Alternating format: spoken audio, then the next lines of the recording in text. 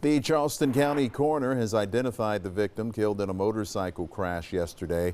Officials say 33-year-old Tyler Davis of Somerville died at the scene of the crash at Rivers Avenue and Dalton Street when he crashed his motorcycle into the side of another vehicle making a turn.